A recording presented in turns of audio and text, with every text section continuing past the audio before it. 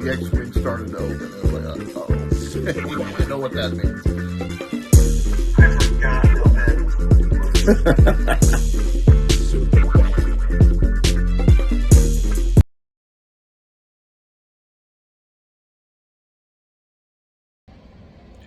Welcome to another Power Rangers Dino Fury review and Sporix Beast rating. Today's episode is Season 1, Episode 3, entitled Lost Signal.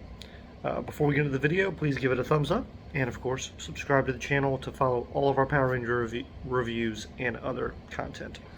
With that being said, let's get right into it. So in Lost Signal, Zayto has received or is outside looking at a pendant that he received from his mother from before he left Rafcon. It looks like it's before he joined the Knights of Rafcon.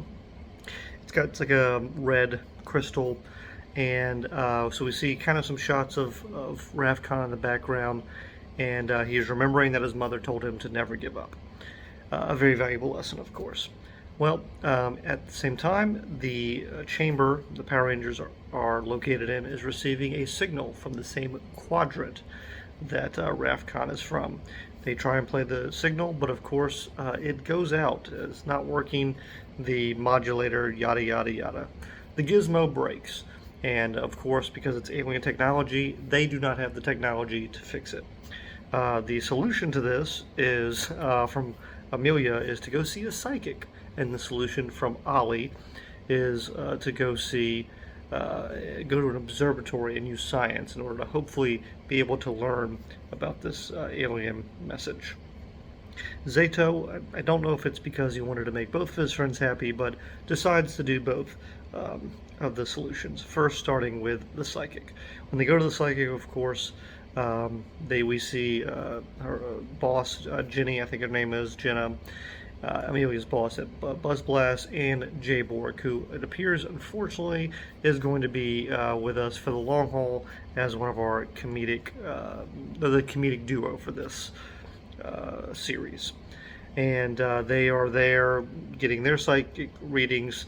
Jenna is told that she has psychic abilities, and that they all are off to go find Sporix Beast to help the Power Rangers. Meanwhile, Zayto is told by the psychic that he has a message, and it's from far away, and she's telling him all the things he would want to hear. In order to demonstrate that this is not on the up and up, Ollie pretends to be in a relationship with Amelia, and of course they are told that they're going to be very happy together and all the good things. And Zayto, he thinks it's real, playing the fish out of water character, of course, and then is told that no, it's because that, you know, we were trying to prove, or Ollie was trying to prove, that this was BS.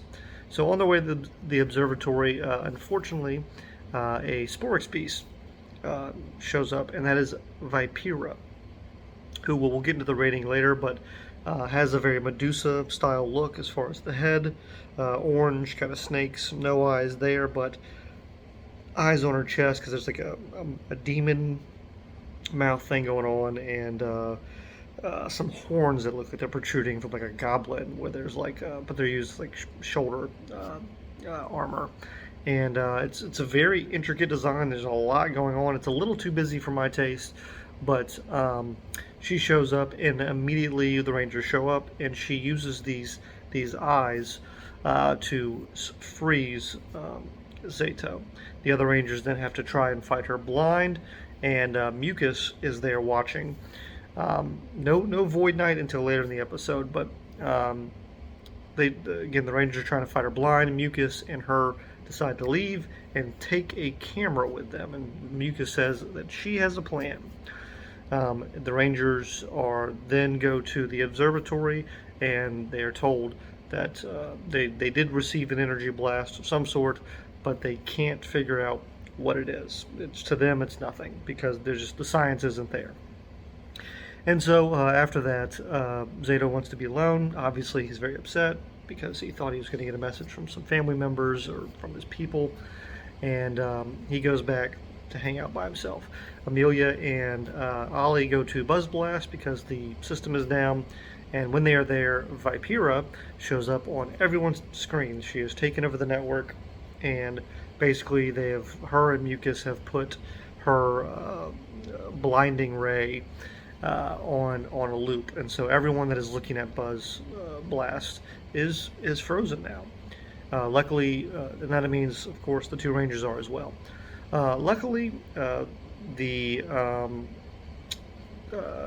wow, Zayto is not, but he's having some doubts about himself right now because he's just, he's not all there because of this pendant or this message situation. But they do find out that the pendant that he has is the same type of crystal that was in the machine. So Salon thinks that they can use it to basically repower the machine.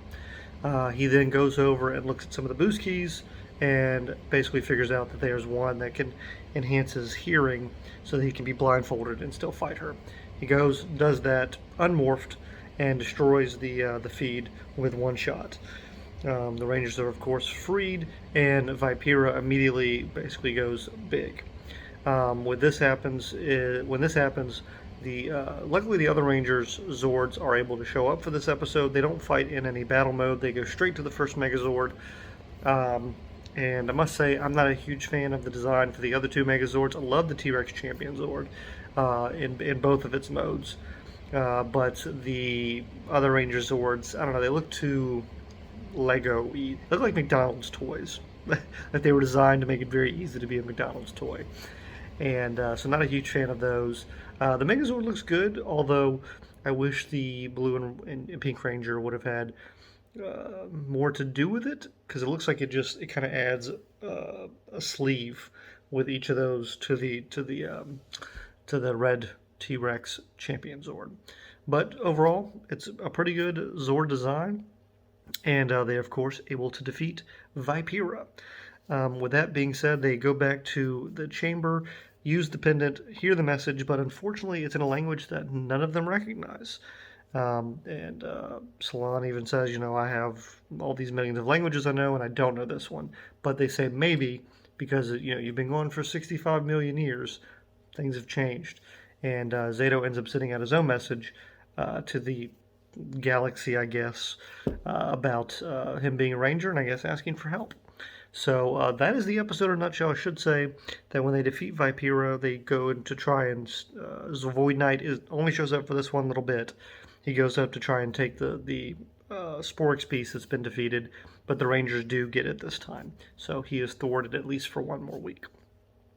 All in all, a good episode, a much more average episode in some respects, and I mean, and formulaic, and I mean that in a good way. It feels like we're getting into the rhythm of just a monster of the week, which is what Power Rangers to me has always been about. And I still am struggling with the power dynamics here, because Mucus is showing up, and there was just not a lot of Void Knight in this episode, so I would have liked more of him in order to understand more about what he's doing in Area 62 and etc. But not a lot of him, and I'm not a big fan again of the new Ranger Zords. The only thing I will say, one of the ways they were able to defeat Vipera, which I kind of glanced over, but they use their Zords to cut a hole in they cut a piece of concrete out, smash it. The Triceratops Zord has like a long blade on it, and the other Zord, which I'm never going to remember the name of that dinosaur, has like a giant hammer as a tail, and so they smash up these pieces of concrete, and Amelia uses a hover Dino boost key, I guess, and then it hits the keys like kind of in like a 0G, or hits the piece of concrete over towards the to Vipera, and then Ollie uses another Dino boost key to then reform the concrete, thus covering her chest area where her eyes are, so blocking that from being a thing.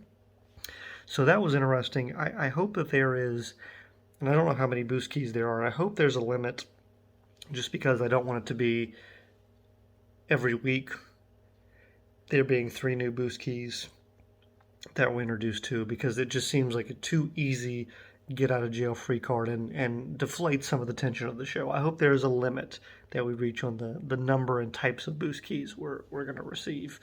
and that I hope they use them a little bit more sparingly in the future. But that is the episode. And as far as Vipera for the Sporix Beast rating, much better than last week. Last week, Shockhorn, not great. Here, much more average monster. And, there's nothing wrong with average. That's what most things are. So for the look, I gave a 3 out of 5. Again, a little too busy for my taste, but I thought a very solid design.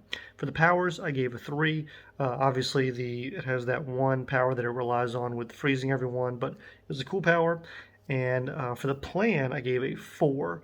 It was implemented very well as far as the idea of we're going to use the Buzz Blast internet system, whatever, their servers to take over the internet in some respects and freeze a bunch of people at once. So really like the plan. For the success, I gave her 3. She stopped 2 of the Rangers, and she was defeated by the Megazord. You could argue a 4 here, but I gave a 3. I think we're going to see stronger monsters later, and I try and take that into account. And for the voice, I gave a 3. I thought it was very average, nothing wrong with that, but it was good. This is a good, solid Monster of the Week. This should be a good baseline, and hopefully nothing teeters below this moving forward. So overall, I gave a 16 for Vipera. I thought, this was, to me, the best episode, in part because we're getting more into the formulaic nature of Power Rangers. And that's pretty much all I have. I hope you appreciated this review, and we'll see you next time on a podcast named Tim with more Dino Fury reviews and so much more. Thanks so much.